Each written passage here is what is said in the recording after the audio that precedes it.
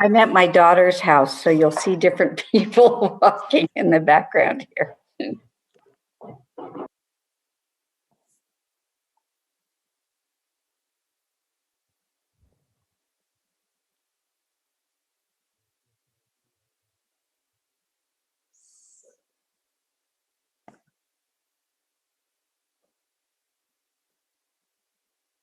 We should be live on YouTube now. This is Chuck. Great. Kevin, are we good to go? We are good to go, Madam Chair. Okay. Well, good afternoon, everyone, and welcome to the May 25th, 2021 Washington County Board of Commissioners work session. This is County Commission Chair Catherine Harrington, and with us today we have Commissioner Pam Trees, Commissioner Roy Rogers, Commissioner Nafisa Fai, and Commissioner Jerry Willey. Welcome, everyone. I can't believe it's the end of May already. Wowie zowie, time marches by. And we have our meeting tonight, then a set of budget committee public hearings tomorrow evening, Wednesday, May 26th. So we've got a lot going on this week. And then, of course, it's a holiday weekend coming up as well. So don't anybody show up to work on Monday unless you're one of those essential workers that works on holidays. And I know that applies particularly to a few different Washington County employees, especially those in the Sheriff's Department and other emergency areas, as well as with clean water services. So keeping services going 24/7. The first item on today's agenda is board communications. Who would like to go first?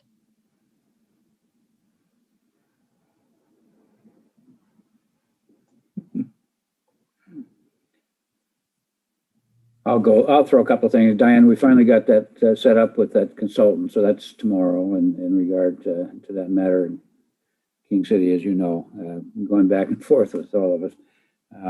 Have a pre-act meeting on the day after that, and we have all the budget meetings as we had mentioned. So interesting meeting and series of meetings this week.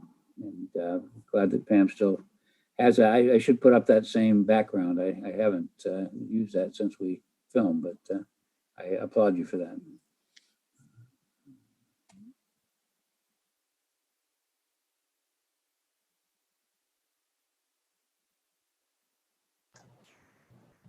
Thank you, Commissioner Rogers. Commissioner Willey, how about you? Hi, yes, good afternoon. It's, let's see, spent the week in a variety of meetings like everybody else. So we had our second ARPA meeting regarding the funding that we're going to get from the feds. So Catherine, I'll let you report a little bit more on that. PSCC, our Public Safety Committee meeting. And also we are interviewing tomorrow for 2 additional positions on that board. First, working with budgets, had another rural broadband, BAT, Broadband Advisory Team from Colpac.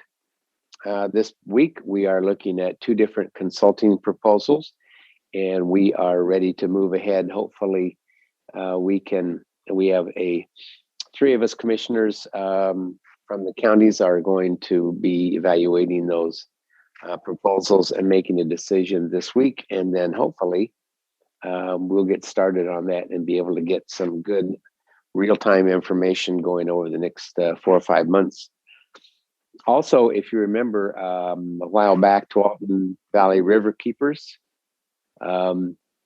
was asking about the Eagle Landing facility there that actually we thought was in my district, but it's actually in Roy's district. But I'm going to have a tour there. I can't remember if it's tomorrow or one of these days this week, and kind of get a firsthand view of that and see how we're doing. And then I'll give you an update on that next week.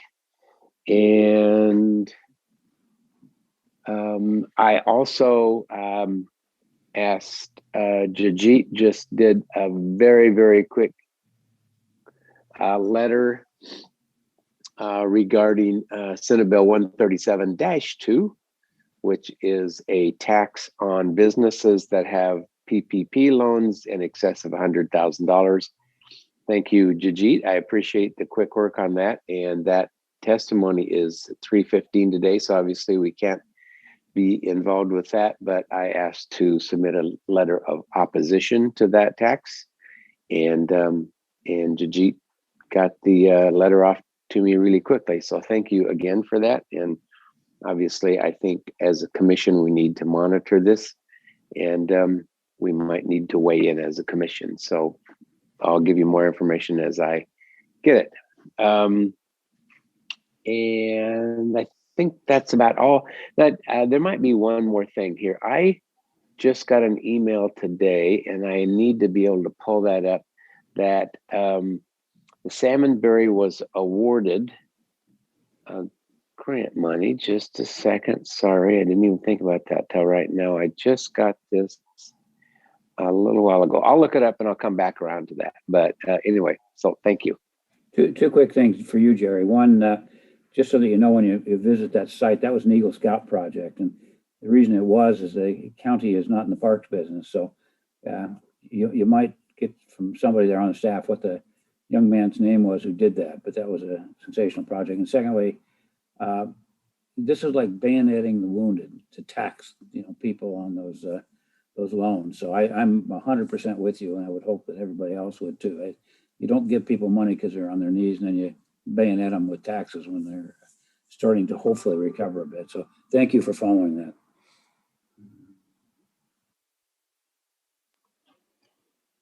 I can go next. Thank you, Roy, for your kind words about my background. This is the last meeting I'll be able to keep it up, but I do like it as well. Couple things. I attended the Community Action Board meeting. We had a presentation on the Families Program.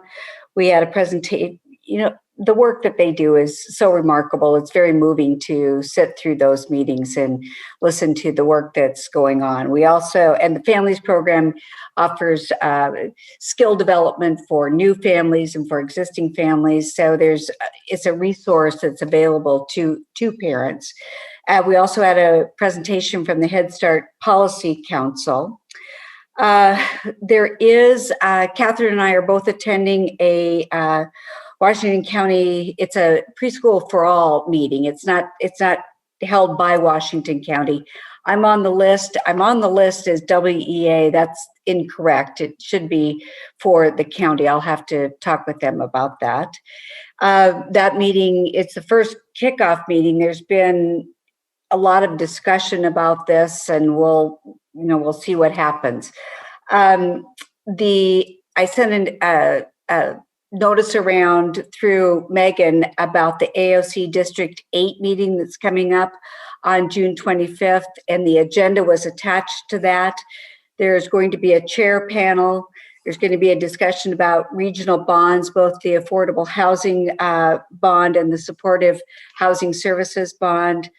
A discussion that is around the ARPA dollars. There isn't a leader of that discussion yet. So the agenda is still in motion, so to speak. If you have comments about this, I would appreciate feedback, and I can get back to the organizing group on this.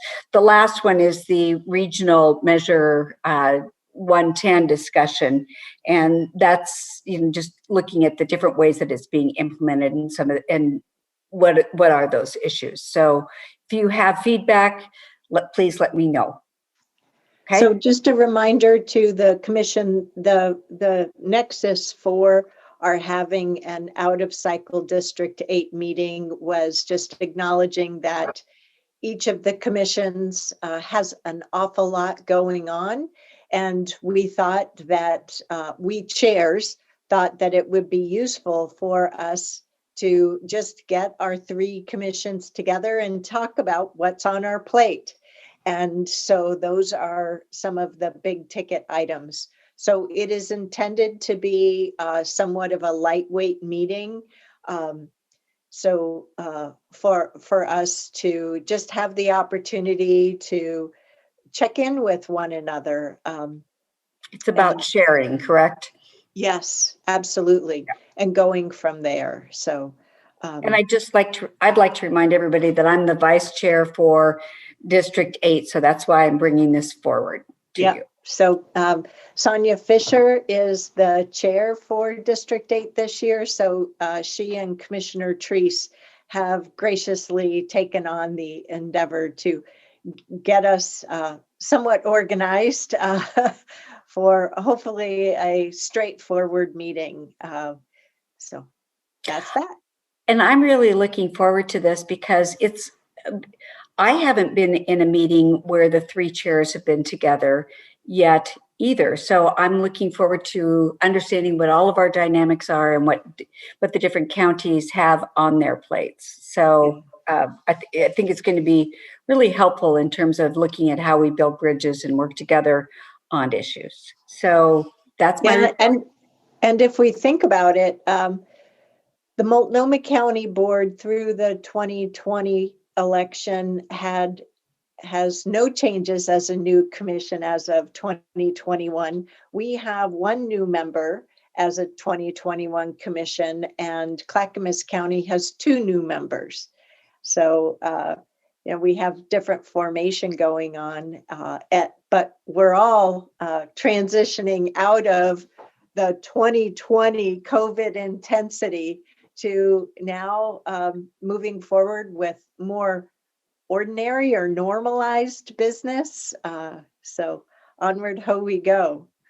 I was reminded though last night that Clackamas County has not yet reached the 65% vaccination rate. So they're in the 60% range, around 61. So things are still a little bit varied there. But thank you again, Commissioner Treese, for organizing all that. Commissioner Fye, how about you? Hello, everyone. Good afternoon. I had a busy week as well, along with everyone. One of the good conversations that I had that I wanted to bring it up here and clarify was I had a great meeting with Marnie and Tricia around tobacco retail licensing briefing. And to clarify, Washington County does not have tobacco retail licensing.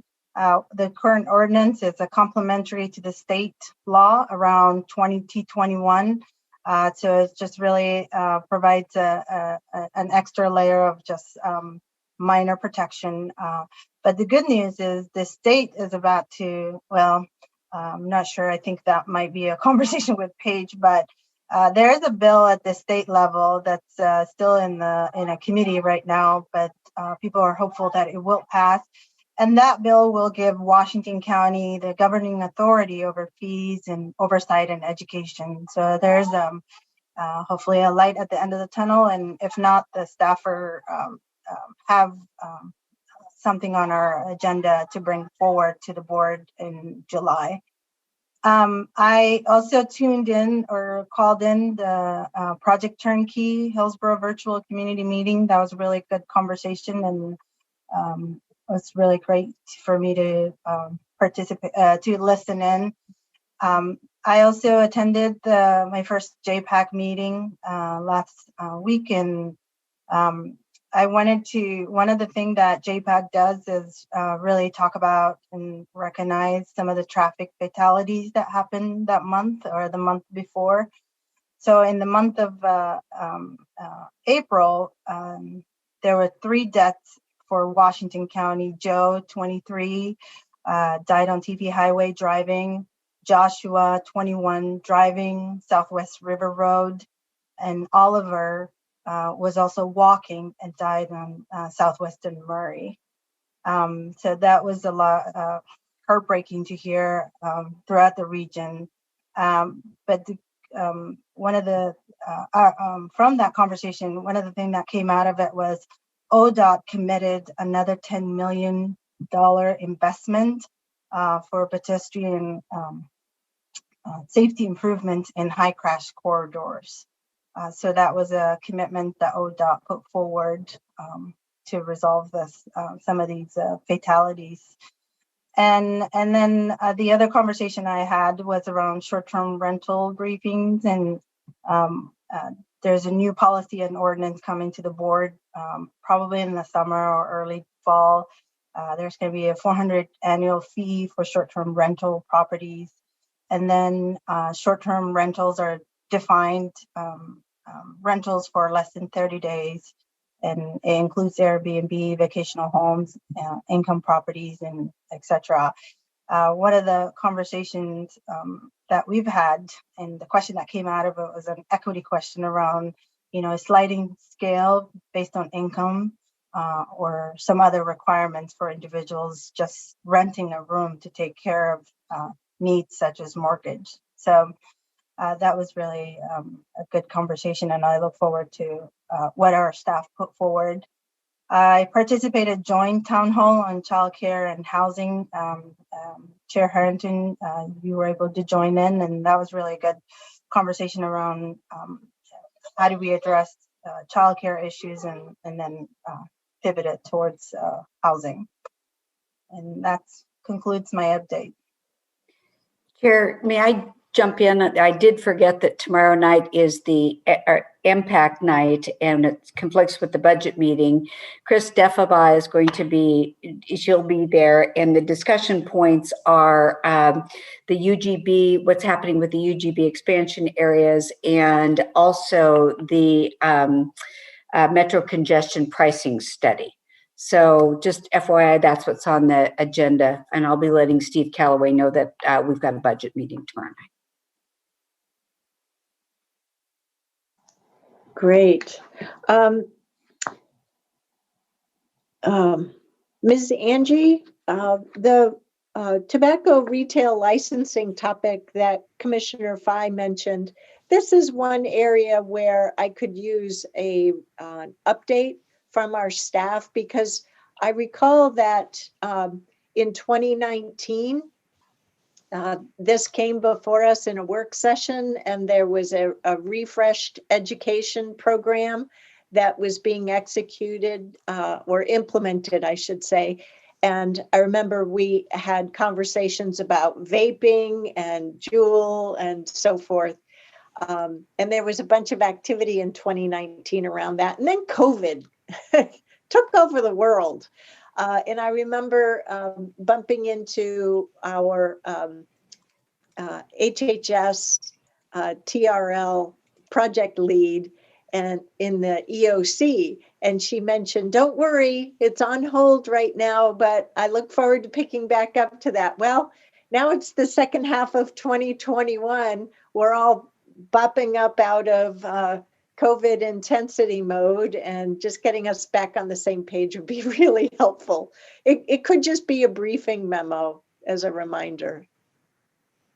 I'll connect with Marnie and put together that memo. I know I do want to mention, while we're all popping out of COVID mode, I do just want to remind the board that we are still in HHS response mode, so we still need to balance. But I know the team is restarting this effort, so a briefing will come forward. Yeah. It's just part of transitioning through June, July, and August, so that by the time we hit the ground running after Labor Day, we're like, okay, so what are the kinds of land use ordinances we're going to be dealing with between now and the end of the year? And what are those other programs that we had underway and paused and are now going to start hearing about moving forward with? So it's just a focused transition more than anything. So, and on the town hall that Commissioner Fye mentioned, she mentioned the focus title, Childcare and Housing in Washington County. That was a town hall convened by Representative Maxine Dexter, where Commissioner Fye and Mayor Beatty from Beaverton were invited. So I only tuned into, I don't know, about 20 minutes or so of that conversation. But it certainly reminded me to look back to the great CRF report, Lift Us Up, Keep Us Going, which accurately illustrates the level of childcare funding that we helped encourage and have implemented through the CRF program. Okay, Commissioner Willie mentioned the ARPA work group. That's the internal work group. We have had a couple of meetings with staff. To date, we have a set of values that have been proposed, and staff has provided 2 different major areas. They've scoped out what might be involved with continuing to respond and recover from COVID, from public health, as well as from an operational standpoint. And then just some early information about what economic recovery might look like as well. So in conferring with Ms. Angie, we're trying to get that whole set of useful information to the board in June for input and subsequent adoption next steps. So hopefully we'll have the opportunity of discussing that soon, as June is on our doorstep. Project Turnkey Hillsborough was mentioned. That was a really good, I thought, community meeting.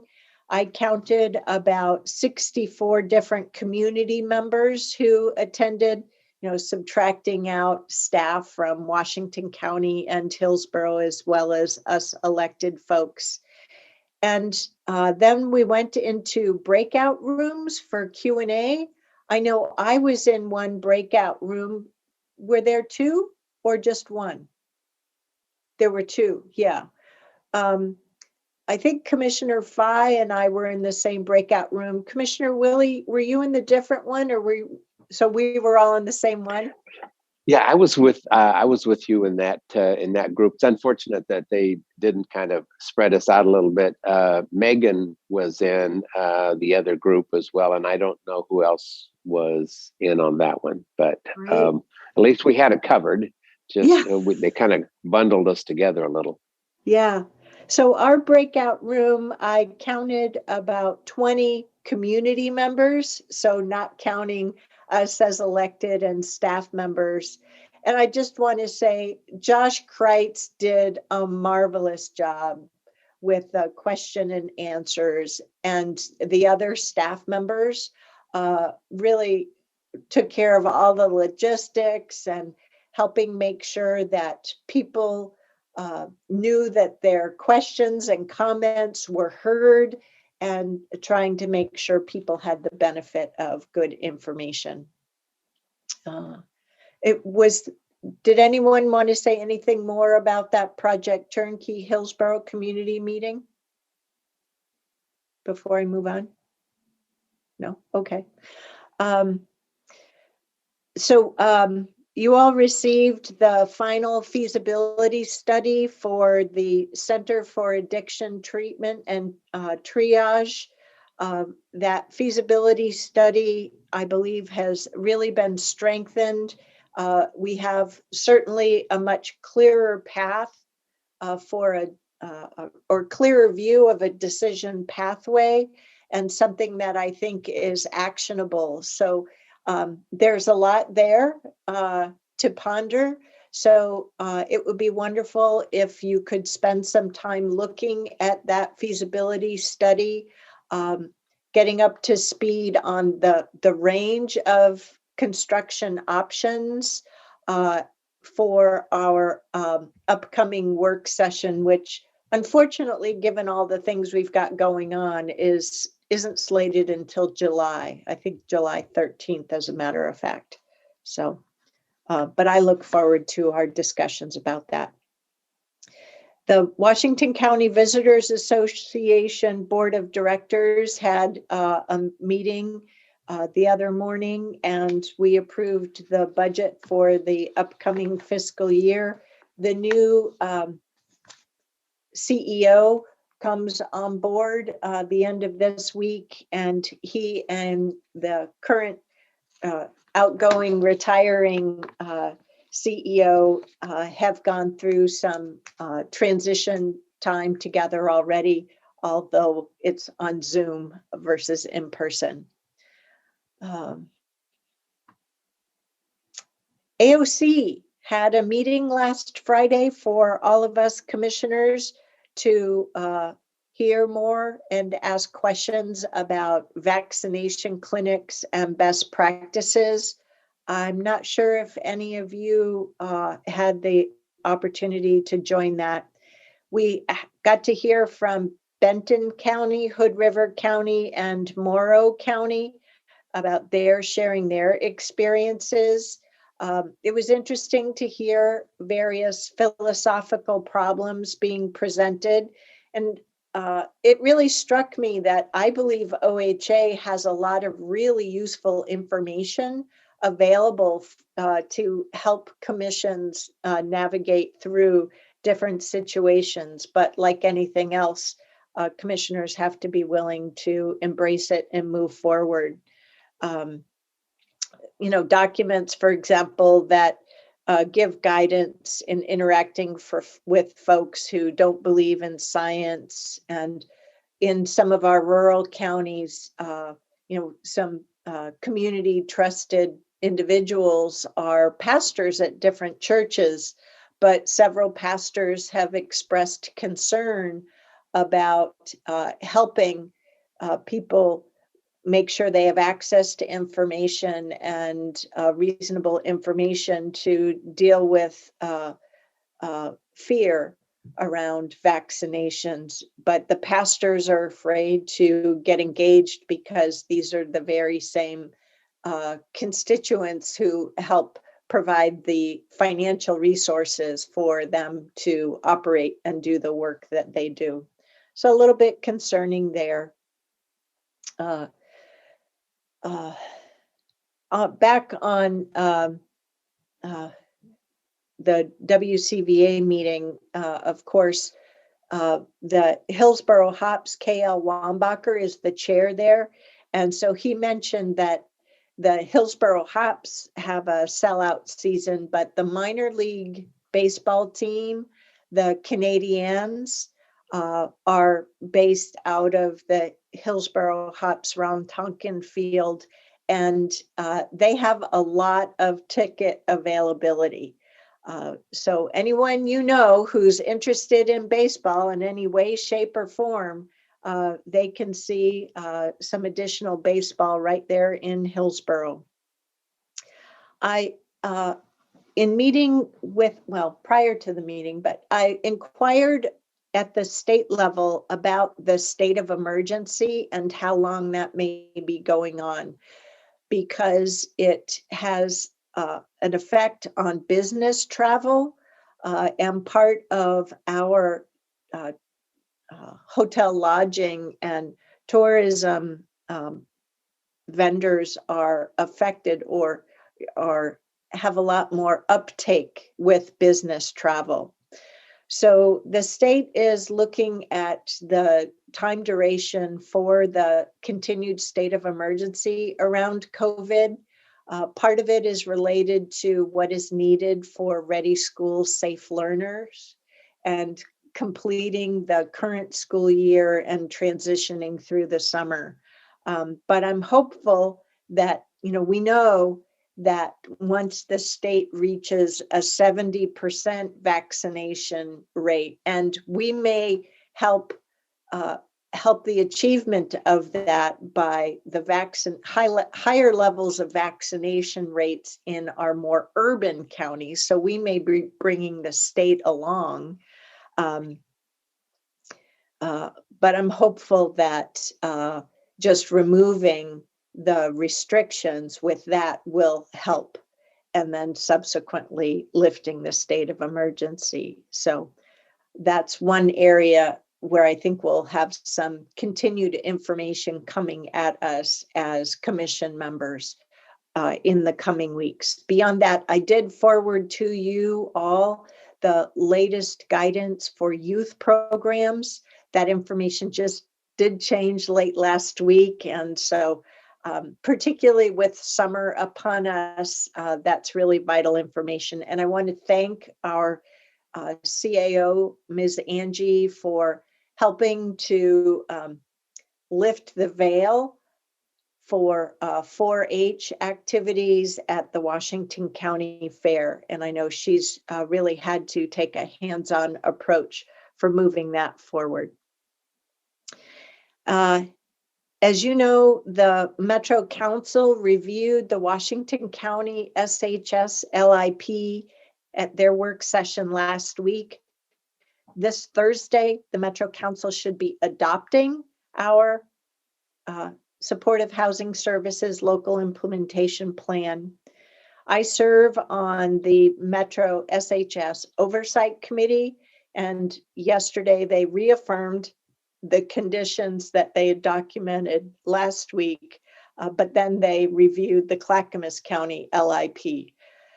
So it really says a lot that all three counties, while really under the strain of COVID response, have been able to define successful SHS programs in short order with community engagement, wide community engagement.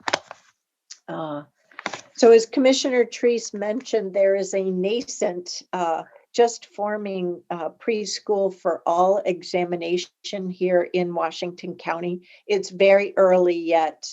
This is just a kickoff meeting. And so I imagined that over the course of the summer, we'll need to sync up as a board on various strategic needs that we have related to Washington County and the community that we serve. So nothing to worry about. We'll be in touch. So I think that's everything I had. Did I miss anything? Or did any of you have any questions on anything I shared?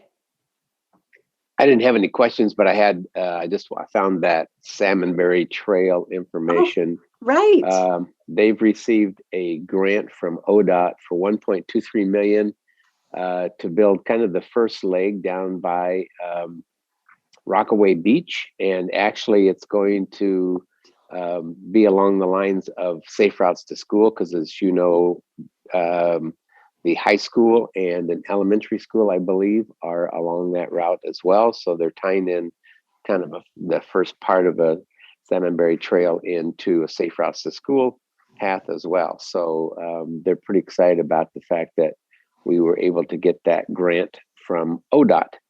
And then one other thing that I forgot to mention was that this Thursday night, I am actually having a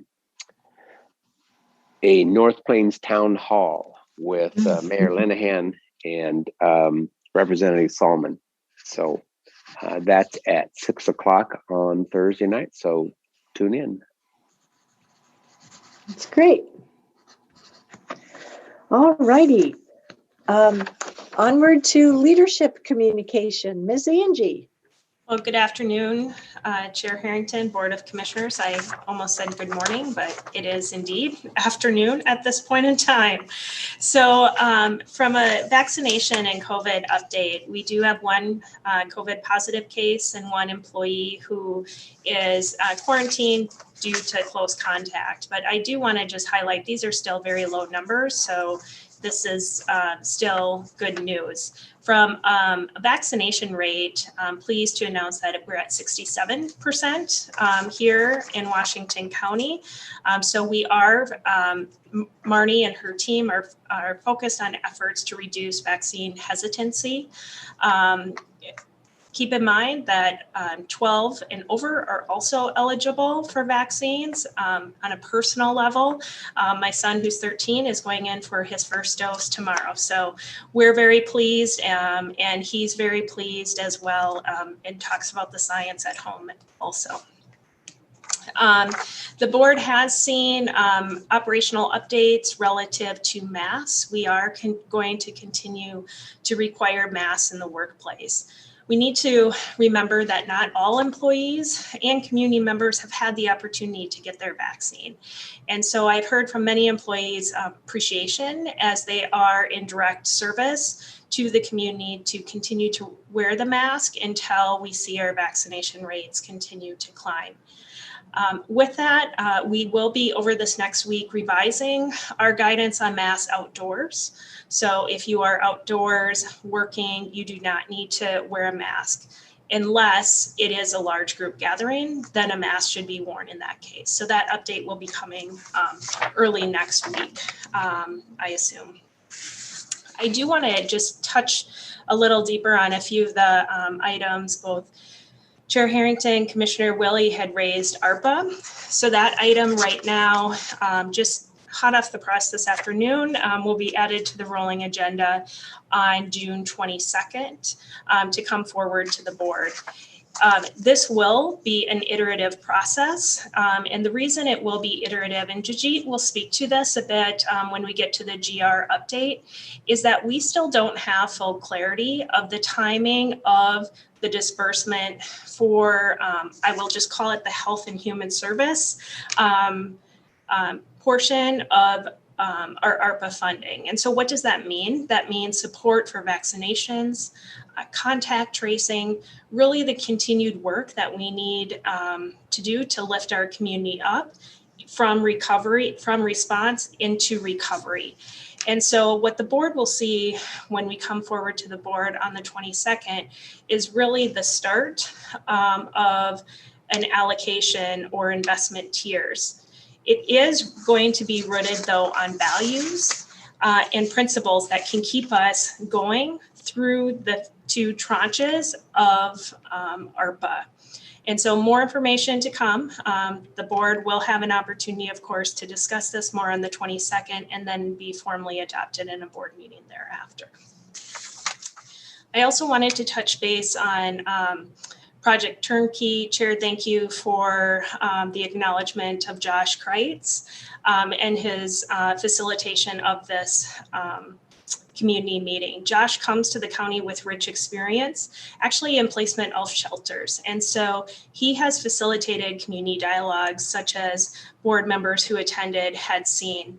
And what best practice in this space shows, and what we've been demonstrating through this project is with each community meeting, each conversation that we have, we continue to update our operations and also our frequently asked questions about this project. So it's that iterative space of listening and adjusting as we move forward. So we're moving forward together as a community.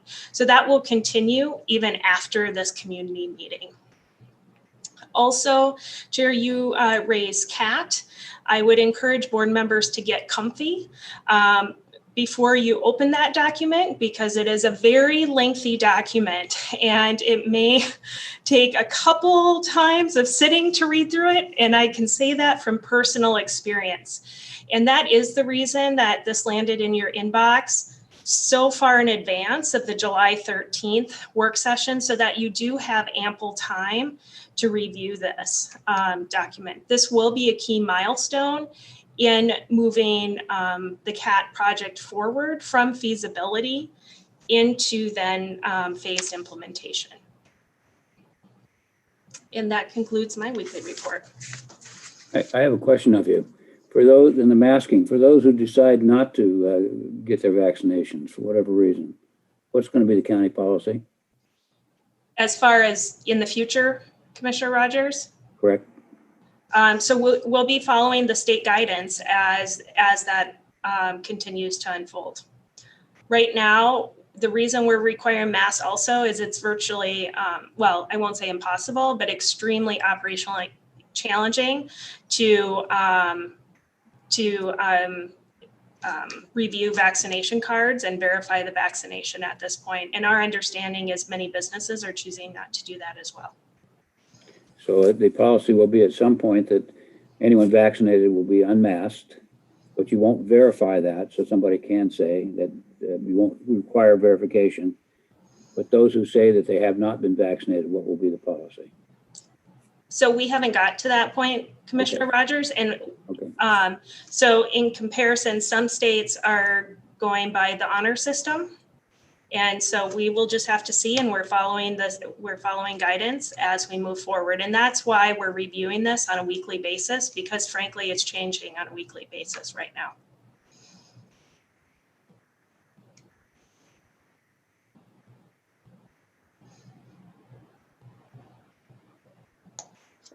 I don't know about you, but I'm role modeling by doing. I'm vaccinated and darn proud to say so. But I know that there are those who do actually have a medical condition and aren't able to get vaccinated. So I understand and respect that too.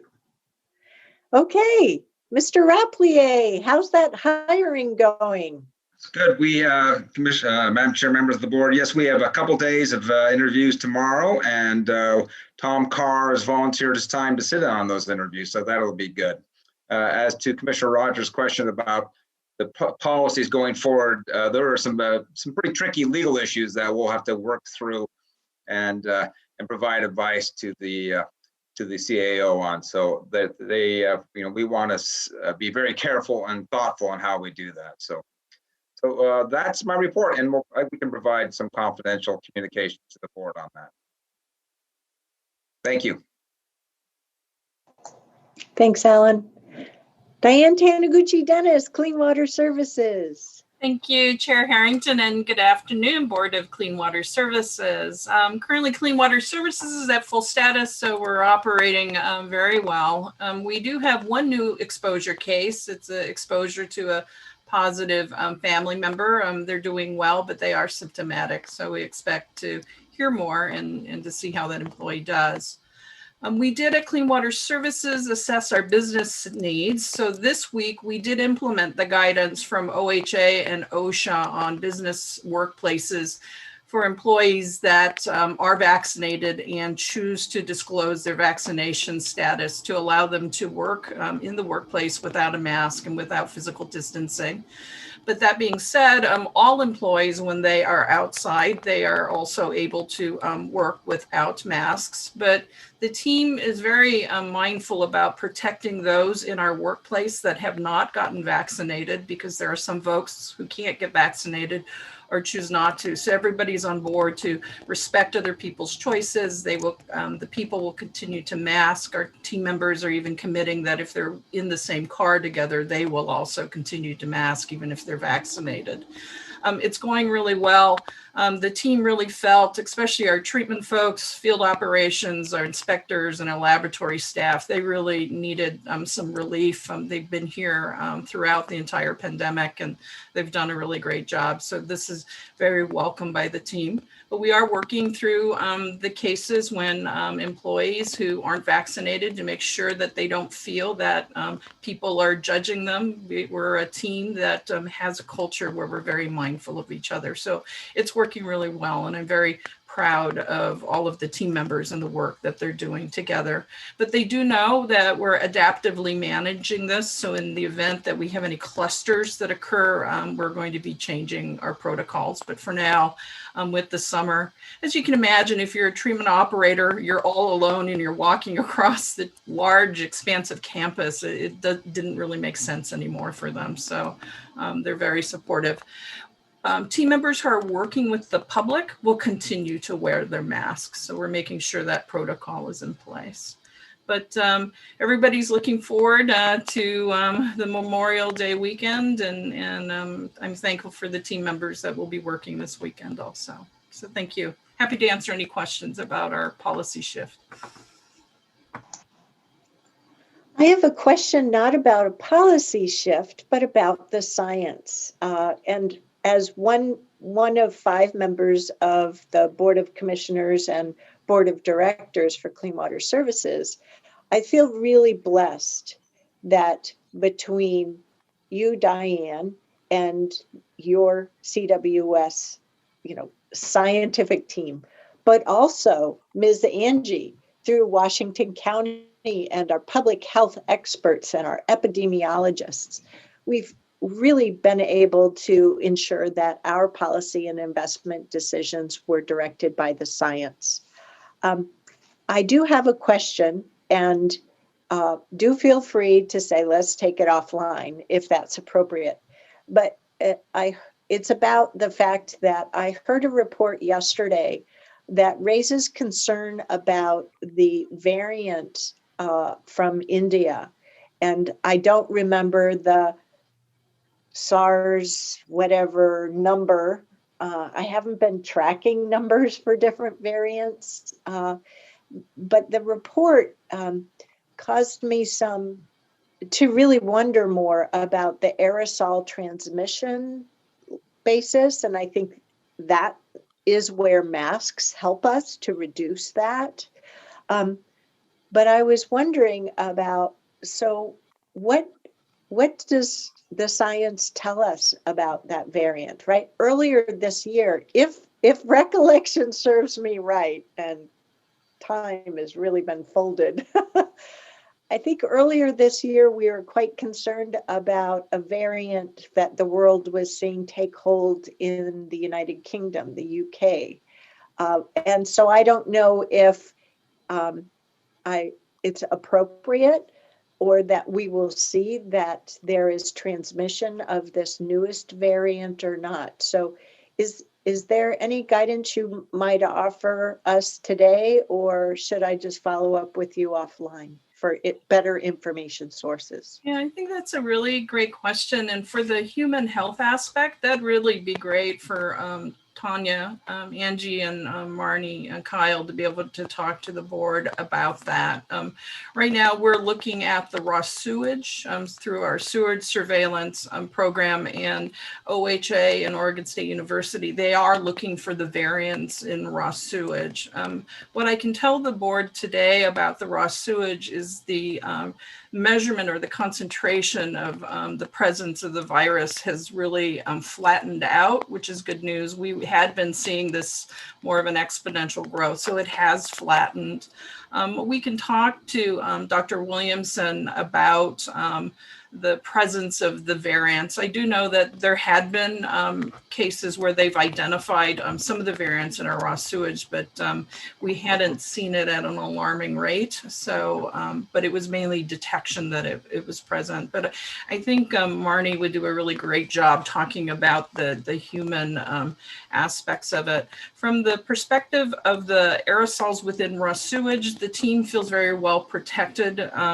They do have their normal PPE when they're around aerosols of raw sewage. There hasn't been many virology cases where there was transmission to sewage workers. There's a lot of research about that. So we're making sure that we're protective all the time of our workers that are working with pump stations or in raw sewage. But that's a great question. We don't, from our perspective, we're watching how variants unfold in the state of Oregon, but I don't have any good prognostication right now about that. But thank you, Chair, for that question. Chair Harrington, I can respond in regards to the variants and vaccine efficacy. So the vaccine is 95 to 98% effective. However, the research is continuing to demonstrate that mild, often asymptomatic cases for those that are vaccine can occur. So very similar to other vaccines too, but very rare for cases to be hospitalized or death. And more of these studies on the variants and vaccines are demonstrating that less transmission to others will occur with the variants from breakthrough cases. So it still aligns with the fact that we need to be promoting vaccine even as these variants continue to emerge within the system. Okay, I did find that helpful. Now that we've hit the 65% mark and we're in low risk, I'm really anxious for people who haven't, and as the weeks go by, for those who've not yet been fully vaccinated, so going through either the Johnson & Johnson one shot or with the two other types going through the two shot. So I want folks to go through the regimen, please, because getting those numbers, that's the most effective tool we have to getting back to a sense of normalcy. But I also want folks to have a fun summer and be able to get together with their friends and family. So I know I'm jumping the gun a little bit because we haven't even gotten past Memorial Day yet, right? But here we come, 4th of July, and let's have an awesome July and August. So, Chair Harrington, if I can just comment on that, just from a board perspective, we are going to try to keep meetings in July and August, I will say somewhat light, and yet not want to back the work up too much going into the fall. And that's so that the board can have time to breathe, but also our staff team that's been working so hard to take those vacations, as you mentioned. yep. And we are, from a workforce standpoint, seeing, at least I'm hearing, more vacation requests coming forward from employees. So that's a good sign. Excellent. Very good. Glad to hear that. Well deserved. Okay, commissioners, do you have anything else for our leadership team? No? All righty then. Formal agenda items for today. We did have one item that was added under the consent agenda, and that's the emergency related to COVID that our county council will speak to. We had a bid award added to item number 4. But tonight, we've only got 6 items on the consent agenda. One board and commission appointment with the Homeless Plan Advisory Committee, and one action item related to ratifying our moving to low risk. And then that's it. Go ahead, Commissioner Treese. I just wanted to say that Baker Rock received the award for the 2021 Road Fund Overlay Project, and Baker Rock is a member of Westside Economic Alliance along with 150 other members, but I just wanted to make that announcement. Okay, Commissioner Rogers, did you have something? Not particularly on the agenda, other than one item, and that, Alan, this is to you. In regard to our declaration that we're having tonight, putting us into a lower risk, maybe I didn't read that correctly, but how do we modify that from time to time? People are not going to be very happy if we're up and down on this proclamation, but we might have to. I mean, depending on what happens in Salem. Are we going to have to, if all of a sudden in 1 week, the governor says you're no longer in a low risk, are we going to have to do anything? Are we out of it entirely now? Not, well, maybe the chair. It's one way now. That's only on the testing, yeah. That really doesn't address, the declaration will not address whether high risk, low risk, or anything like that. It just establishes the state of emergency, and we do have it for the longer period of time, the 90 days. But if 2 weeks from now the COVID goes away, you can dissolve that emergency declaration at any time. Okay, so and I'm not anticipating, and I understand the vaccination rate and all of that, but I'm just worried, would there be some new standard that might come out? Who knows, feds? Are we going to have to? Are we flexible enough in this that we can, I guess, come back? And you said that, so right, we can always come back and adjust it, and hopefully we can shorten the time period. Great. People are ecstatic, so this is a good deal. Yeah. Great. Anything else? Or are we all set? I think we're all set. All righty. So we'll go to our one remaining item on our work session agenda for today, and that's a legislative update.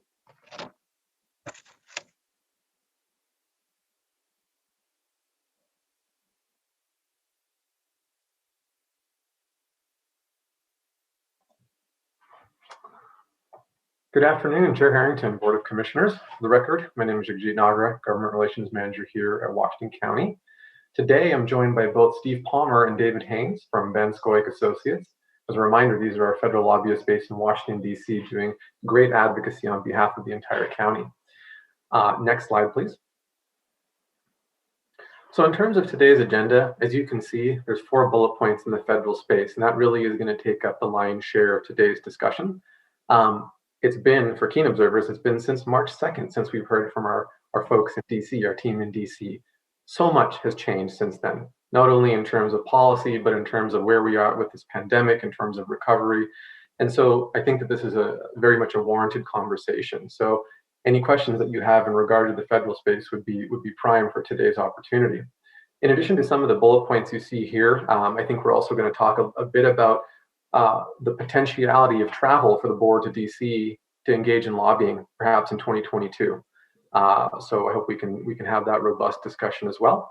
And then briefly on the state side, I'm going to give you a quick update in terms of the state legislative timeline and what I'm kind of coining a update, non-update on the ARPA district-specific projects, which I know many of you are really hoping to get some of those awards at the county. So with that, I will turn it over to our colleagues, Steve and David. Next slide, please. Thank you, Jajit. Chair Harrington and members of the board, thank you for the opportunity to join you tonight. Jajit is right. There's been a lot that's happened since we were last able to talk with you. And I think it's hopefully helpful to be able to kind of walk through the 4 primary issues, 4 or 5 issues that we want to cover tonight.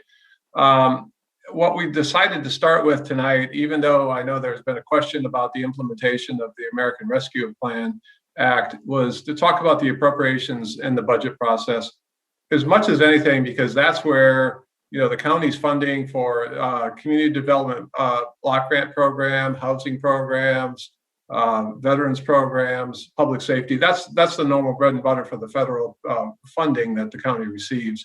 We kind of just wanted to give you an update on that because it's a little bit abnormal this year because of the presidential transition.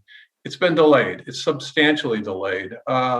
President Biden is sending his full budget request to the Congress this coming Friday. Normally, it's done the first Monday in February.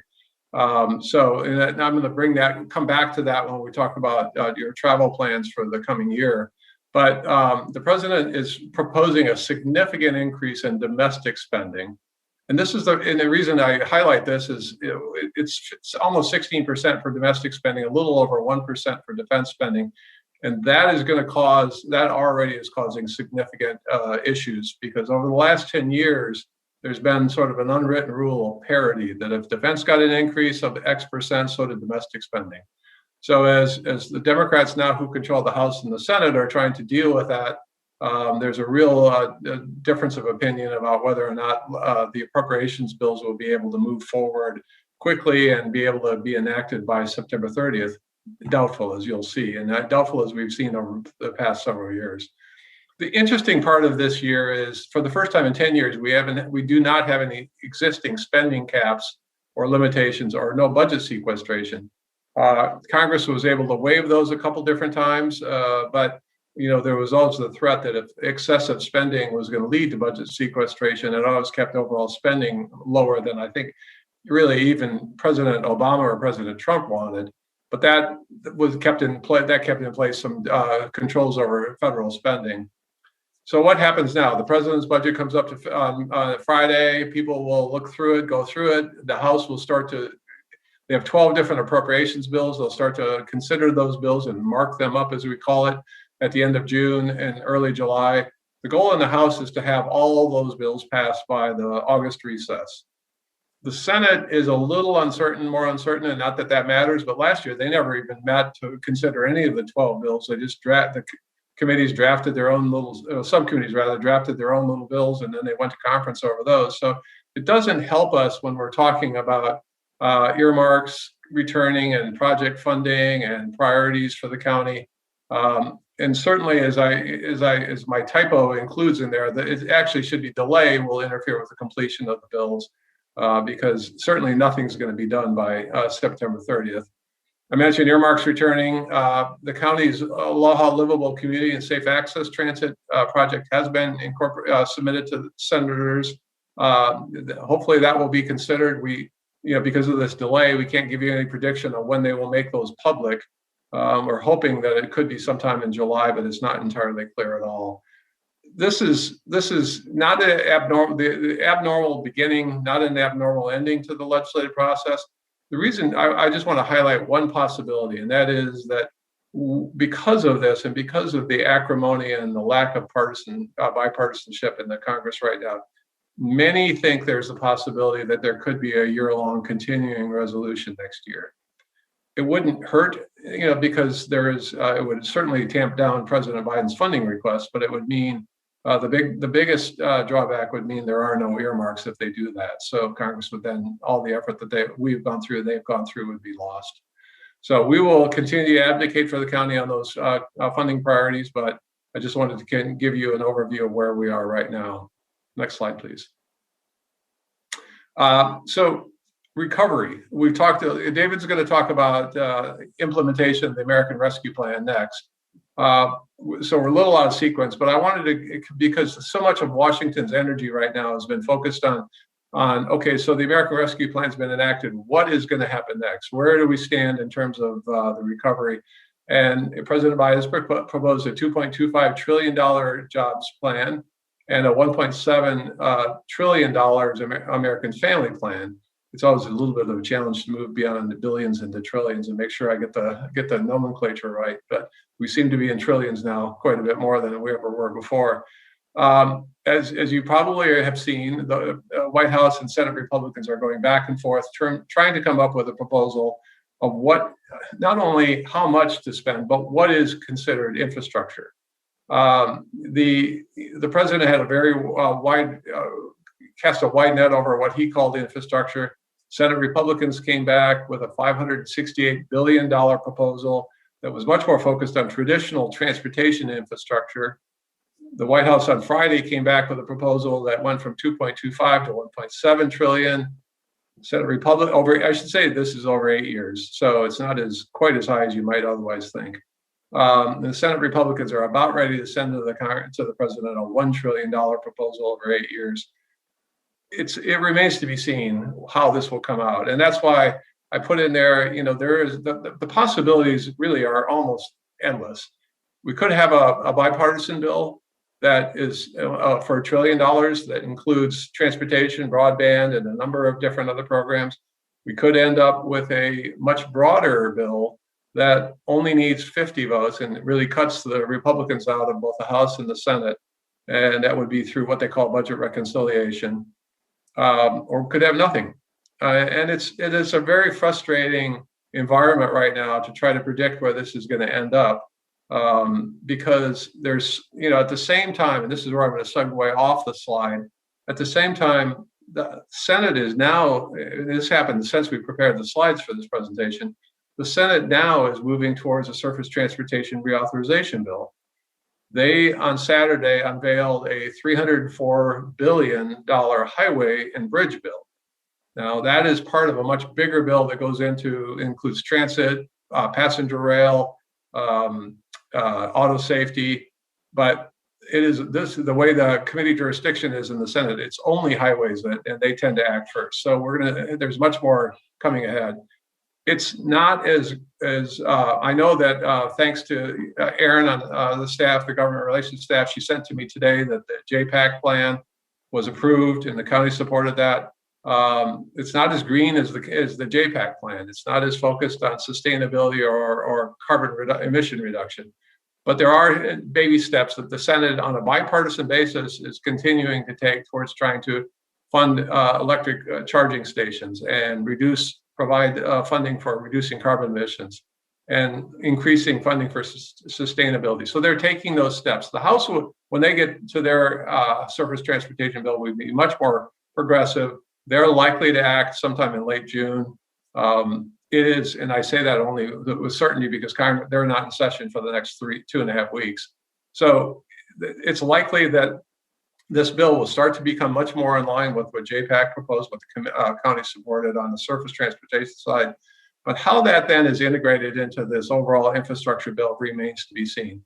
It is one of those unfortunate timing issues where President Biden wanted to provide funding for infrastructure yet there's the possibility that a surface transportation bill could carry that, but it's also a possibility that it could derail everything. So with that, members of the board, I'd like to turn it over to my colleague, David Haynes, and let him kind of pick it up and run from there.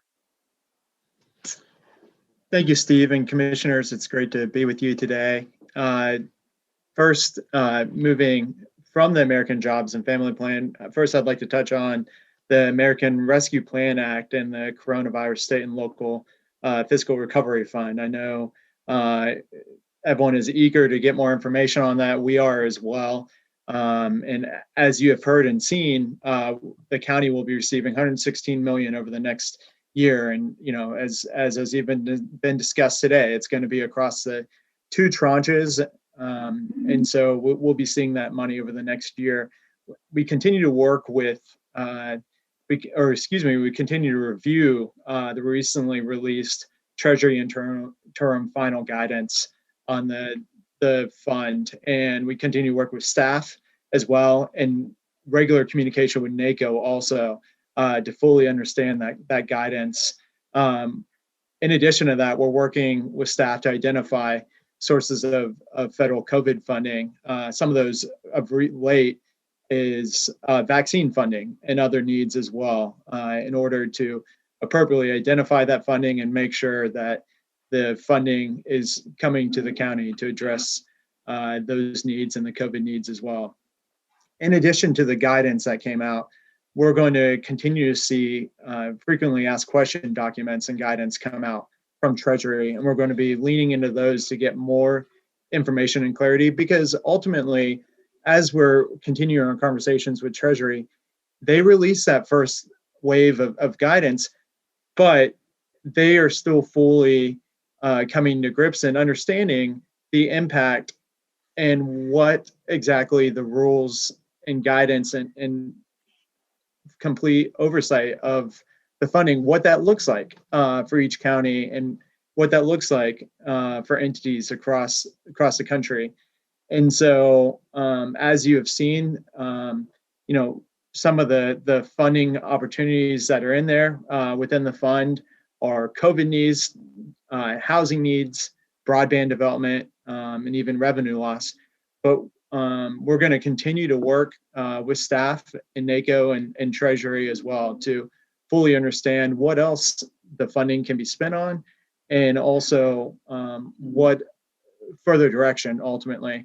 And so that brings me up to the important upcoming dates. One of those is the deadline to submit comments on the interim rule. And so that's coming up in July, later on this summer.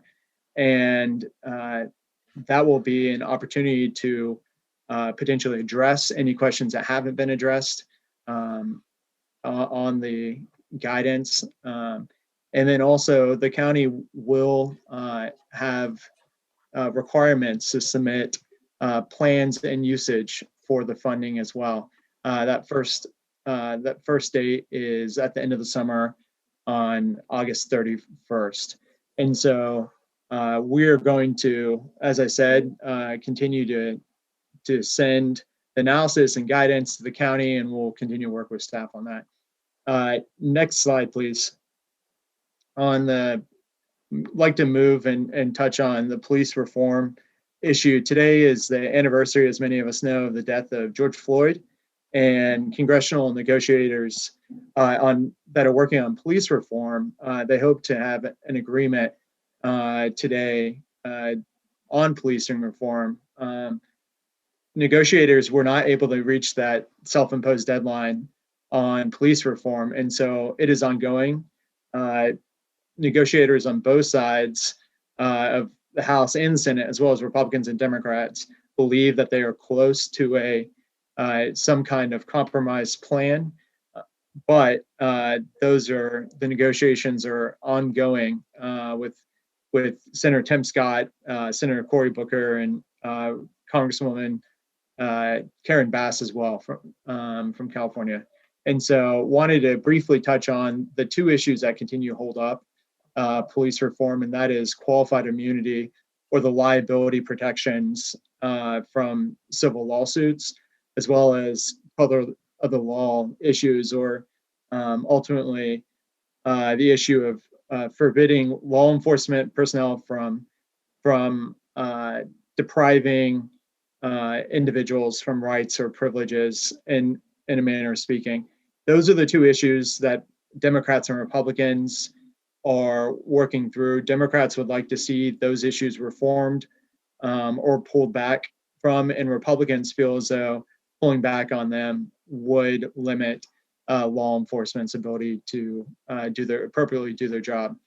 And so the negotiations continue, but the last we have heard is they could be weeks away from a large-scale police reform bill. Lastly, David, go ahead, I Steve. think Chair Harrington may have a question. Sorry to jump in. Excuse me. Sorry. Go ahead, Chair, please. Yeah, I believe you're on mute. Excuse me. Thank you. Before we move on to a different area, I appreciate that you covered the current challenges that these congressional representatives and senators are having in discussing police reform.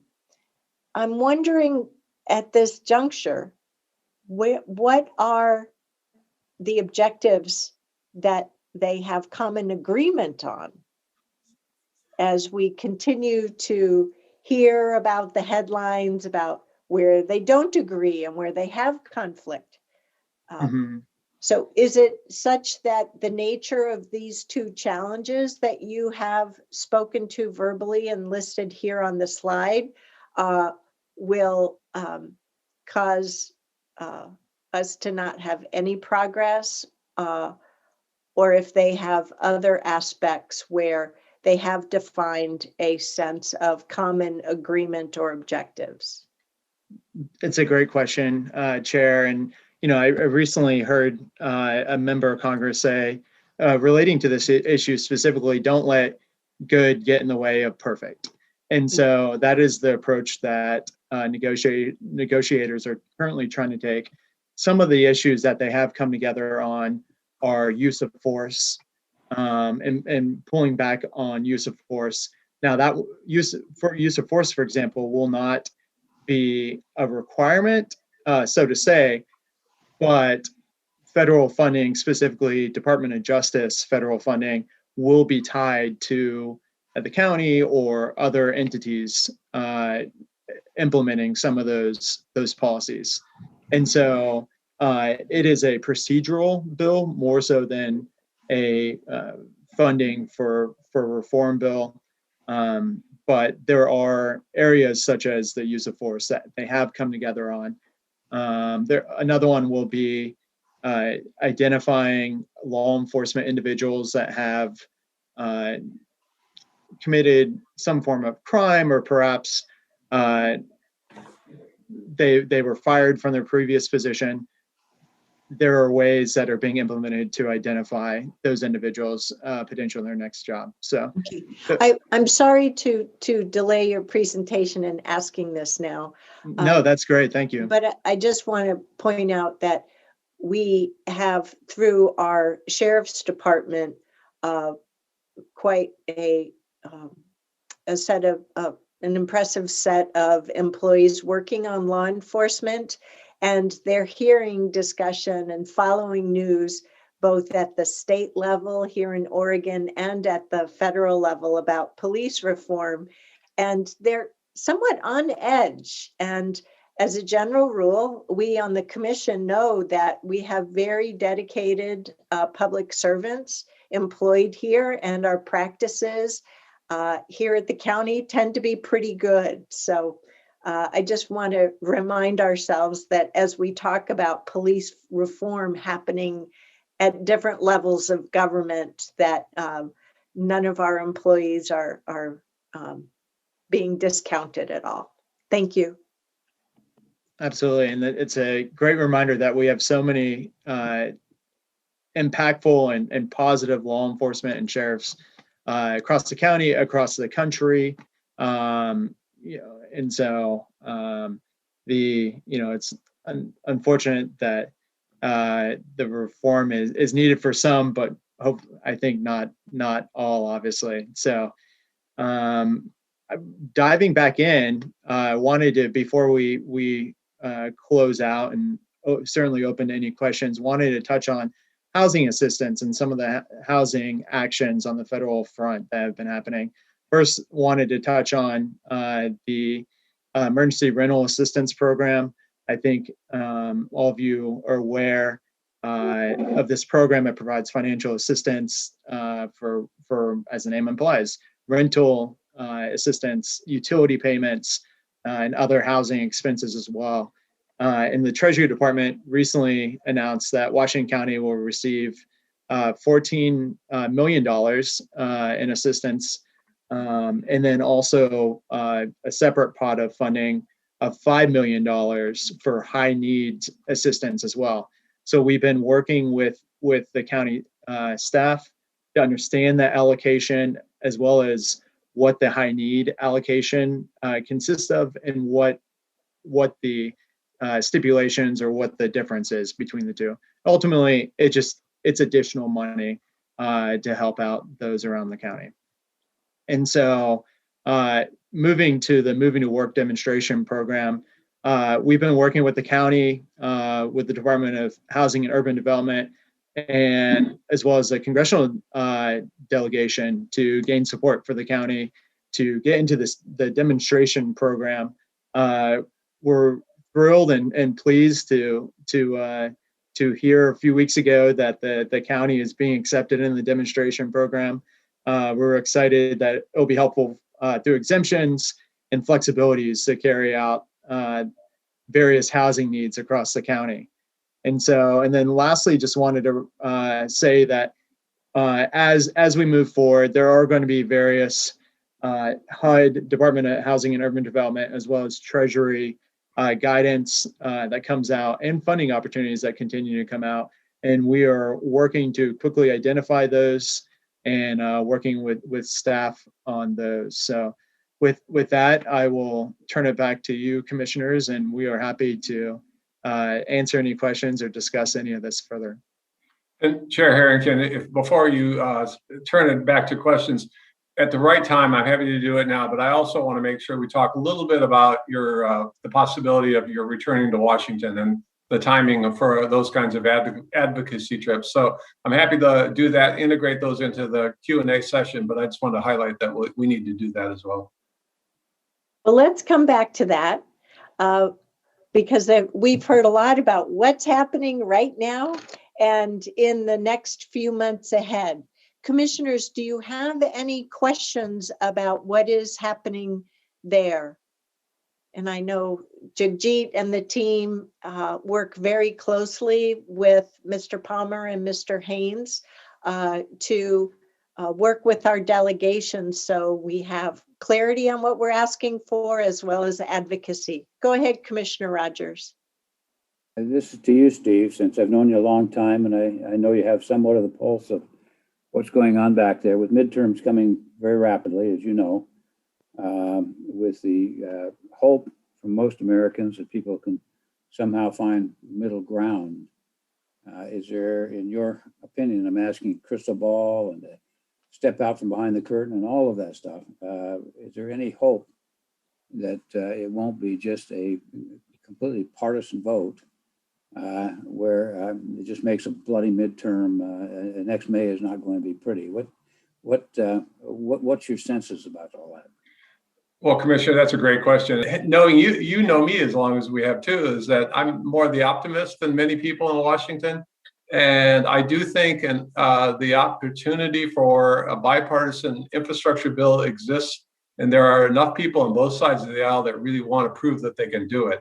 There are certainly going to be naysayers about everything. I mean, David highlighting the police reform bill legislation is a good example that you know there are people that would love to derail that, but I think there are also people who want to see that come to conclusion as well. But I do think on infrastructure, on policing reform, you know, I think there are going to be other areas this year, you know, where there could be bipartisan solutions.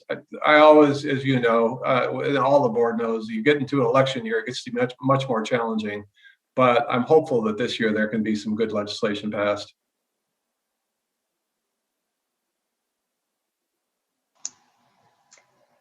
And I'm sure that the two of you know that Commissioner Fye is our representative on the Joint Policy Advisory Committee on Transportation right now.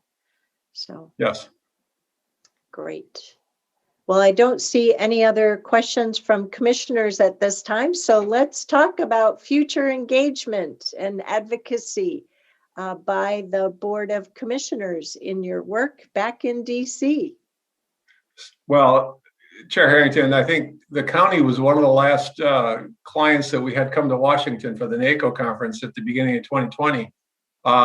And it was, you know, the expectation was that would continue to go on. It came to such a sudden halt for everyone.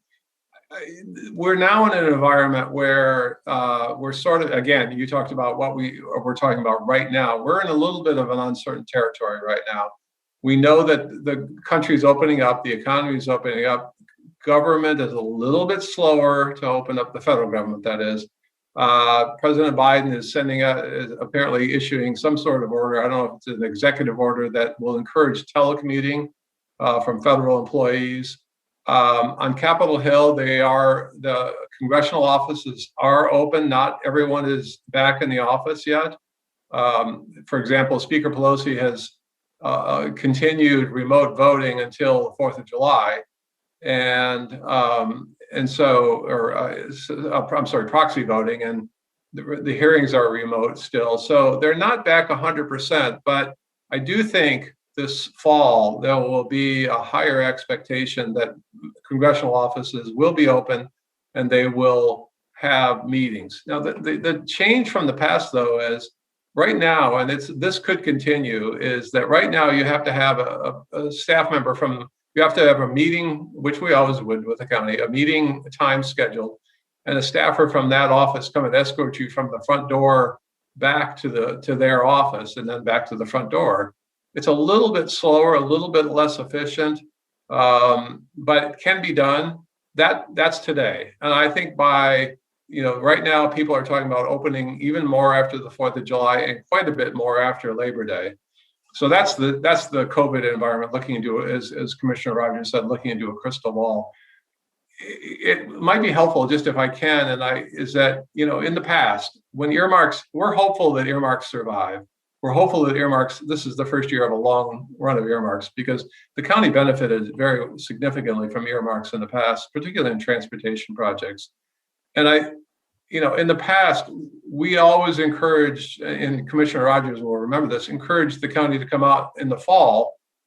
First of all, I should start at the beginning of the calendar year. Come out at the beginning of the calendar year, late January, sometime in February, before the budget really process starts, before the noise becomes so loud that your voices are drowned out by all the things that are being proposed, that you could talk about the county's priorities. And that's the first step in a process that's successful, I think, not only on programmatic funding, but also earmark funding. Fast forward, and I know that sometimes is different than the NACO conference. It sometimes makes it a little bit of a challenge because, we're asking you to essentially come out possibly twice in 2 months or 2.5 months. Fast forward through the rest of the year, certainly in the fall, as Congress is winding up its process, appropriations process, we want you to come back, and this would be applicable to this year if you're willing to come back and just connect with not only Congresswoman Bonamici, but the senators. I know you know them, I know you see them, but seeing them here is always a different, conveys a different message that you consider the legislative work important enough that you come to Washington. And we don't know what the legislative agenda will be for the fall. We don't know what certainly is going to come up next year, but I do think those at least twice a year is what I would encourage the county board, not all of you, and certainly if other members of the commissioners come to Washington at other times, we always support those trips. Commissioner Rogers typically has come back for JPAC, and other meetings, in terms of workforce development or housing, and we're always happy to support those on an individual basis. I'm only trying to refer to what I think is important for the county to consider in terms of advocating for its priorities. Now I'll be quiet and let you ask questions. Well, related to that, I can say that I'm a very purposeful traveler. So as long as there is a need, then then I consider it. And it's very important to me to support the work that needs to get done. I'm not one to just jump at every opportunity to hop on a plane. So it all goes back to that purpose. And yes, I appreciate your highlighting that there are 5 of us, indeed. Commissioner Rogers, you're unmuted, and then Commissioner Treese. Steve, oh, there you are. We're all in different spots on everybody else's screen. I see you over there now. I advocate for a long time that there be some sort of a meeting with you from time to time virtually. And of course, nobody wanted to do that until the pandemic, and now we're all doing that. So I appreciate that. But I've also thought for many, many years that it would be interesting to have virtual meetings with key congressional people on our caucus. I mean, we're not going to get too many from back there from other areas, but as well as affected staff, because they really are the ones who are doing a lot of the legwork anyway. How receptive do you believe in the future that would be? Because jumping on a plane going 2,500 miles one way, trying to get into a meeting for 5 minutes where they're being called out into session, it's not always very successful. You and David would walk those halls, and that's a lot of length and time. Not that it's not enjoyable, but it's sometimes not. Is there any methodology that this board more collectively might be able to jump into those kinds of meetings with your assistance to set them up? And you're right, Commissioner. You have advocated that we do this kind of meeting for many, many years. You're well ahead of your time there. I will say, during the pandemic, there has been members of Congress and their staff have been very receptive to doing these kinds of virtual meetings. I don't know going forward if they will continue to want to do that. My guess is they will, because members of Congress are always willing to meet with their constituents. Congressional staff are less so. They're always, having been one myself, and David was too. I'm not going to cast aspersions, but they're always interested in the least amount of real contact that they can have with the outside world. Not only because they've got a real job to do once they're done with all their meetings. Again, not to disparage them, but I think they'll be interested in these kinds of the continuation of these kinds of calls and meetings. But beyond that, when you start to talk about agencies and committees, I'm not so sure yet.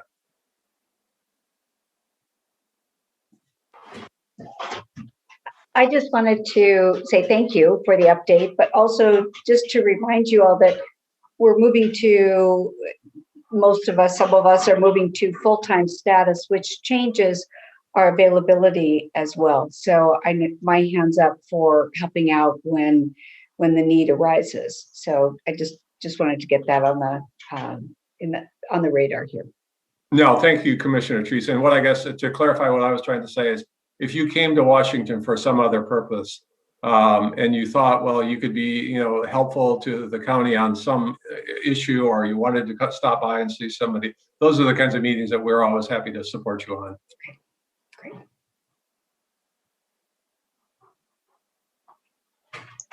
Well, I think we'll want to hear suggestions from you and from our GR staff about identifying those opportunities, but I'm not hearing that any commissioners are not interested in traveling. And I see now, Commissioner Fye, that you're unmuted. Do you have something to contribute? I do. Thank you, Chair. I was going to add a point of support for you, Steve, about what you said around the impact that we could have with meeting legislators, especially our senators and our Congress men and women there. In like 2 years ago, or maybe 3 years ago, before I was elected, I had the opportunity to travel to Washington, D.C., and that had a really lasting impact where both of our senators were able to call me when I won my election because of that relationship we were able to build, and the issues that we did talk about in Salem and how it impacted Oregonians and especially Washington County. And so I think it does have a different power or impact when we do travel, and the level of appreciation that I've heard from both our Congresswoman Bonamici and both of our senators really did leave a good impression of, and the magnitude of the work that they do over there. I do hear what Commissioner Rogers said, because it's true, you know, like we travel that long distance. Yeah, it's 5-minute meeting, because especially with Senator Wyden, we had to pull him off the floor for one of the meetings because some of the people had to travel back. So the time, the whole meeting, the time it takes, and then the travel. So there's a little bit of a question of like, is it worth? But I do think it's worth it if we can really tackle on as many issues as we can, and create opportunities to engage other legislators too, and maximize our impact and our presence there. But I do support, if we do have the opportunity to engage our federal legislators whenever we have the opportunity. So I support, along with Commissioner Treese. Thank you. No, I think it's important. I will say you're very fortunate. You have a delegation that's very responsive. I can't tell you that. I guess David and I have the fortune, I guess, of saying working with other delegations, and many of them are not nearly as actively engaged and understand the needs of an entity like Washington County.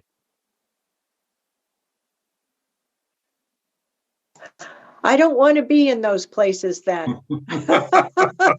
Well, it's also a credit to what you all do too. I mean, it's not because you're shrinking violence, it's because you communicate your needs effectively with them. Okay. All right. So Jagjit, if you can help us as a board come back to this topic, that would be really, really helpful. Just to plan it out and to make sure that we do have that presence, because we are a large county with a great deal of need. But we want to also make sure that we are spending our community's resources wisely, and in that mode of being effective advocates. So we'll figure it out. Does that sound reasonable? Absolutely. Okay, great. Thank you. Rest assured, we will have a presence in Washington, D.C. Great. As we've continued to have one. Next, are there any more questions for either Steve or David before we do a bit of a transition here? No, thank you very much, Steve and David, for joining us, and I hope you'll have a terrific Memorial Day weekend. And I assume you've each been vaccinated. We have. Thank you. Excellent. Sure. Thank You you as well. so much. Thank you. Thank you. Keep up the good work. Really appreciate it.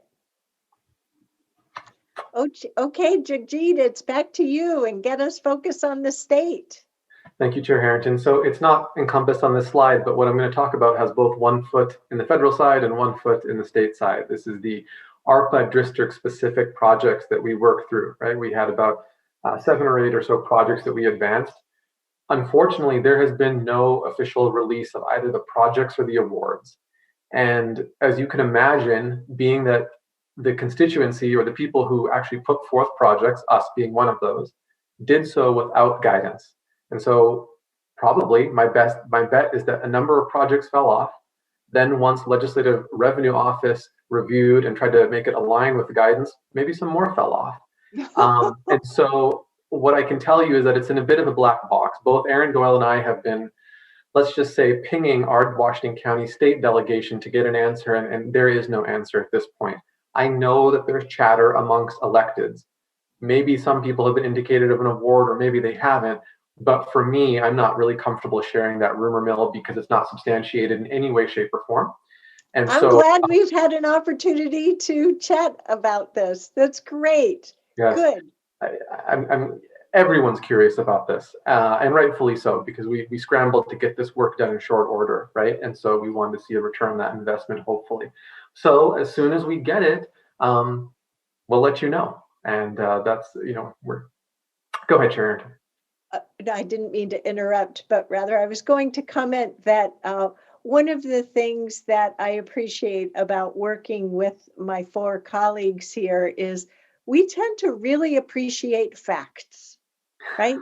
And clarity. So I really appreciate hearing the assessment of the situation, and that any reference to prospective projects is anticipatory at best. So thank you very much. Appreciate it. Exactly right. So moving more to the purely the state side, this is our timeline. We're moving very rapidly towards our constitutional sine die, which is June 27th. Friday of this week is also another big deadline. This is where all second chamber deadlines are due. So any bill that's not either in revenue, rules, the Joint Committee on Transportation will no longer cease to exist for this legislative session. There have been a number of efforts, as you can imagine, vis-a-vis amendments and things like that percolating, but a majority of our priority asks are either sitting in the Ways and Means process or another similarly situated committee. And one of the things that we've been trying to do is to continue working with the co-chairs of Ways and Means and their staff. And so we recently received word after trying to schedule another meeting that they have heard from us enough. They know exactly what our priorities are, and they don't want to take any more meetings with us. And so I feel like that's a good thing because we couldn't possibly be more clear. But clarity is also, I think, in addition to facts, something that this board is fond of and supports. So that is where we are at. We can go to the next slide, and I'm glad, and Erin's actually with me as well. We're glad to take any questions on the state side. Thanks. Well, I'm not going to let the moment go. As you all saw me clap visually. Good job, team. I'm really proud of you. I believe all of us, all 5 of us, are really proud and impressed with the work that you do, helping us in working with the departments to set up that effective agenda and to represent the interests of Washington County very, very ably. So thank you for putting up with all of those virtual meetings, those phone calls, not having that physical visual presence. Thank you. And let's keep sprinting to the finish line all the way through Sunny Die. How else can we help you in your work? Honestly, a lot of what government relations did, this was a bit of a test bed, right? This was our first long session as a complete team, as a complete unit. We have a new board member, Commissioner Fye. A lot of what we tried to do was really trying to figure out what works for this board and what doesn't work. And I think what's helpful for us is to continue to have this dialogue of what is not working. And Chair Harrington, to your credit, you're magnificent at this. You send emails and text messages and let me know, pinpoint exactly what it is you'd like to see refined or further defined or just clarity on. And that's exactly sort of the marching orders or direction we need. I know when I talk to Commissioner Fye, we have very similar conversations. It's the same thing with Commissioner Treese and Commissioner Willie. We have great conversations on the phone, and same thing with Commissioner Rogers. And I think that dialogue and that honesty and that candor is what promotes us building a really meaningful platform for government relations. So let's just keep that going. And let's try to make this better and better in the spirit of continuous improvement, to quote our CAO. Chair Harrington, can I add to that too? As part of the CAO office assessment, we are looking at the capacity. I will just say I am watching the GR team thrive and also knowledgeable of the amount of time they are each putting in. And this is something that we need to monitor so each of their well-being is taken care of as we move forward, because we really have a stellar team. So I just wanted to lift that up and just mention that's on the radar. I believe it'll be a bit of a busy summer, but we'll find time. If I might, since we're having this conversation with GR now on work session. So there is the belief that Senator Ginny Burdick will be retiring before the end of her term. And Alan, if you could be with us for a moment, there is the possibility a portion of her Senate district is in Washington County. I believe a portion of it is in Multnomah County, and I think even a portion of it is in Clackamas County as well. Oh boy, a 3-commission appointment process. Alan, as there are prospective folks interested in being appointed to that position, should we as individual elected commissioners, do we need to be sensitive to not taking any stance on any prospective applicants / candidates because of the appointment process? Madam Chair, as your elected officials, you're free to meet with whoever you want, and so you can certainly vet the candidates or people who are interested. People talk to those people, but yes, it's probably best to wait to you get to the people who are appointed by the committee to then weigh in on those people. Okie doke. Great. Thank you. I wanted to make sure we heard from you as the 2021 Board of Commissioners. So the redistricting item is on the list for September. And who knows what other surprises there may be through the remainder of the year. Commissioners, do you have any other questions or comments for our government relations team today? I have a quick question, Chair Harrington, and I think this is shifting gear a little bit. I hope you don't mind, Jeet. The money that the state reps and the senators got for each district, what was the win for Washington County?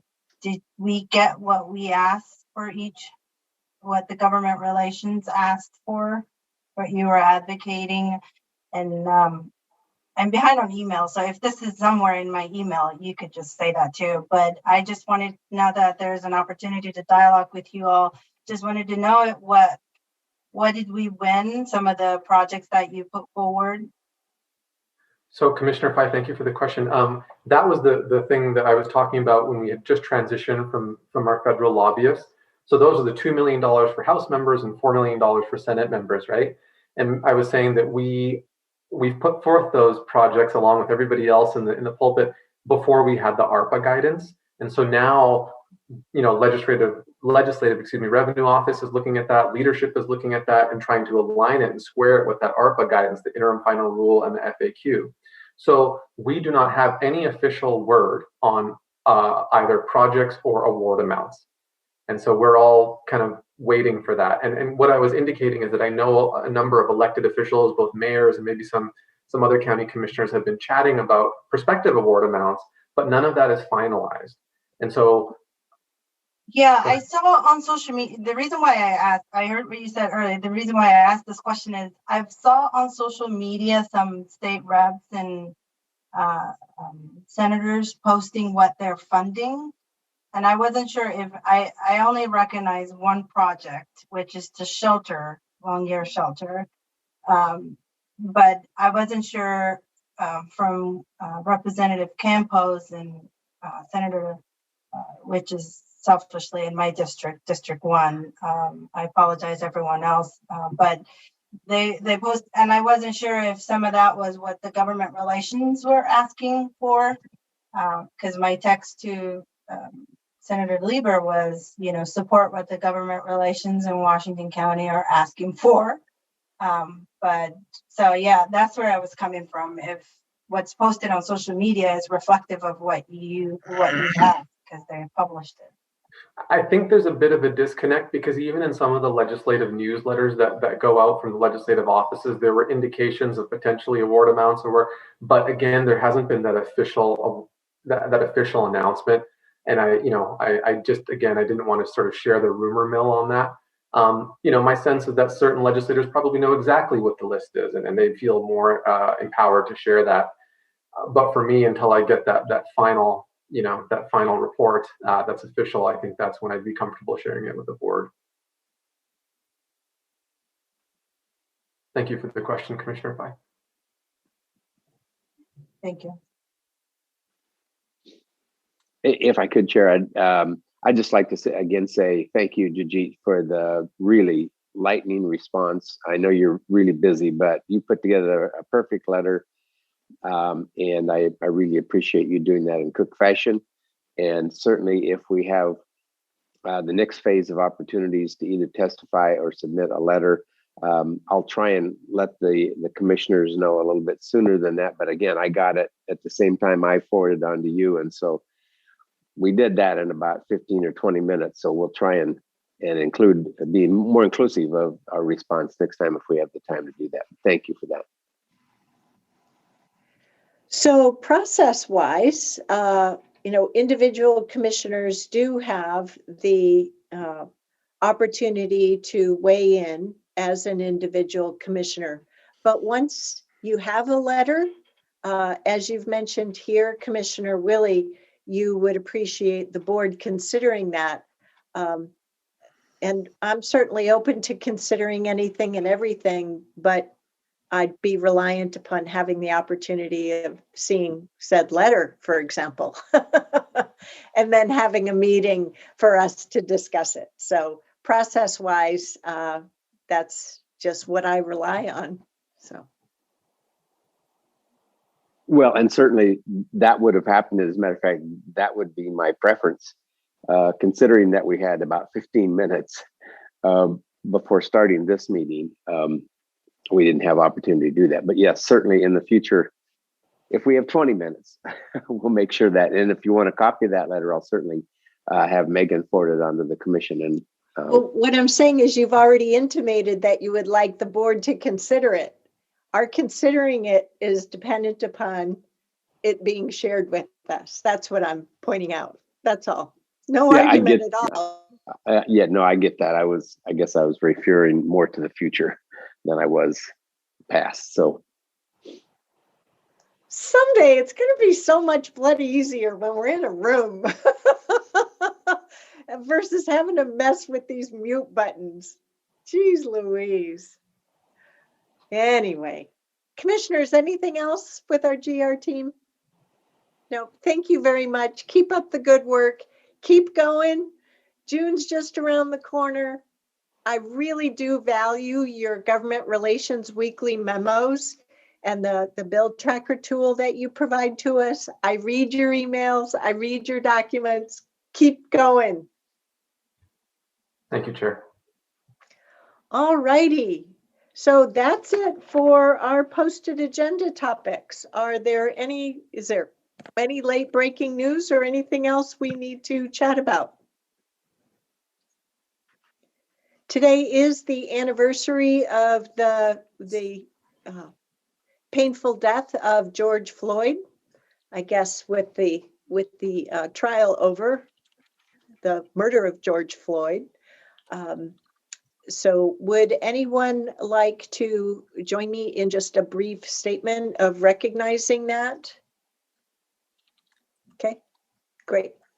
Okay, so we'll do that at the beginning of the meeting. Okay. Just know, I don't have anything formally written or anything like that. Just appreciating the passage of time and the journey that we're on together. I would appreciate the recognition of today and the anniversary. So thank you. Okie dokie. Great. Well, seeing nothing else, we can adjourn this afternoon's work session, and we'll see one another tonight. Oh, I did have a question on tomorrow. Yes, it is tomorrow evening. Our public hearings on the budget. So we all of us on the commission and our lay members, community members on the budget committee received information from Jack today with different questions. So we've got a bit of documentation to review. And in the process for each of the budgets, I'm assuming process-wise, they're budget committee hearings, so the chairpersons or chairs of the budget committees will be running those public hearings. But process-wise, I'm assuming that they'll start the meeting, we'll have the opportunity of hearing from staff. And if we have any board questions on the Q&A responses, should we ask those before the public hearing or after the public hearing? I recommend you do that before the public hearing so people can have the benefit of those answers. Okay, great. So I just wanted to do that because last year we were still in person for those meetings, and this year we're in the virtual squares. So Yes, and Madam Chair, this is Clerk Moss. We'll be utilizing one Zoom link for all those public hearings. So we'll take a little break in between and move the different committees in. okie dokie, great. Terrific. Anything else on those logistics for tomorrow night? Great. Well, I think that's it then. So we'll adjourn today's work session and we'll see you back tonight at 6:30 for our business meeting. Thanks, everybody.